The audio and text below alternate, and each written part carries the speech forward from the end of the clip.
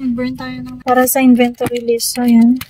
Bumili tayo ng ganito, tigta 35 lang. Pwede nyo naman pagawa to sa mga computer shop.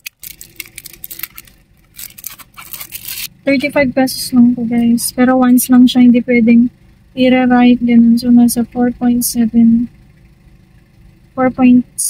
gigabyte. Lalagay na natin.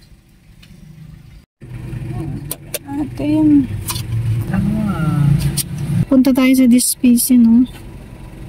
And then, dito na yun. 4.38 gig. So, send na natin doon. So, gumawa na ako ng PDF file saka yung Excel file na. Nag-PDF ako para sure lang, no? Yan, i-copy na natin dyan. How do you want to use this disk? Like a USB flash drive? This title, inventory list. So, ilagay ko inventory list. Next natin. Ayun, nagre-record na siya, guys. Sorry sa mga ingay natin kasi dito tayo sa highway. Doon tayo malapit sa may BIR ngayon. So, idadrag natin ulit din sa may disk kanina. Ayan. Drag natin ulit dyan. Yay! Meron na siya. Meron na. Tapos na. Ibabak ko.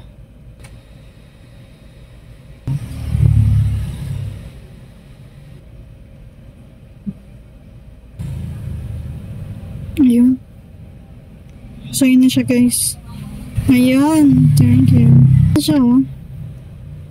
Madali na. Okay, so mag-submit na tayo, guys.